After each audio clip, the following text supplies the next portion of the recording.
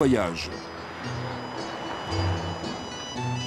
Georges, lui, est descendu à Tinos, son île, pour rendre visite à ses parents.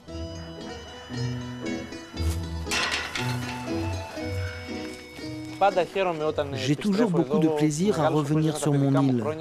C'est ici que j'ai passé toute mon enfance. C'est ici que je jouais, que je me baignais, que j'ai découvert la mer. À chaque retour, je retrouve du calme et de la sérénité. Chaque fois que j'ai du temps libre, quand je n'ai pas de cours et que je ne navigue pas, je reviens chez moi.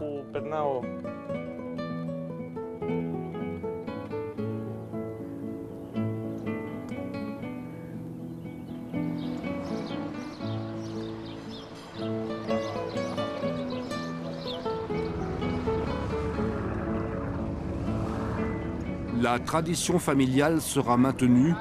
Le père de Georges a passé toute sa vie en mer, commandant de bateaux de transport de marchandises.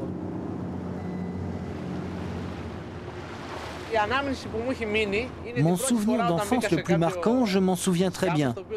C'est quand je suis monté pour la première fois sur l'ancien bateau de mon père. J'avais 7 ou 8 ans et je voulais prendre la barre. Mon père m'a laissé tenir le gouvernail. C'était magique. J'ai ressenti un plaisir incroyable, comme si j'étais passé de l'enfance à l'âge adulte.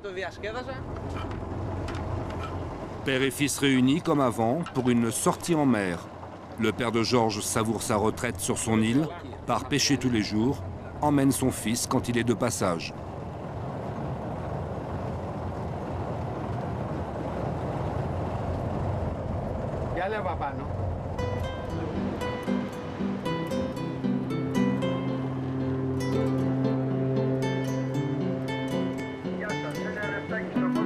Les souvenirs d'enfance ne sont pas loin, mais c'est en adulte qu'Émilie et Georges abordent leur futur métier.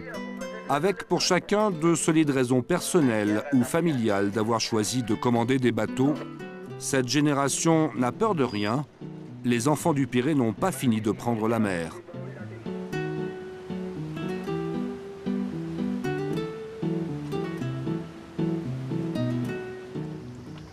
Le port de Pirée aujourd'hui se prépare pour les Jeux Olympiques en 2004. On réaménage les quais, on l'agrandit, on le rend plus accessible.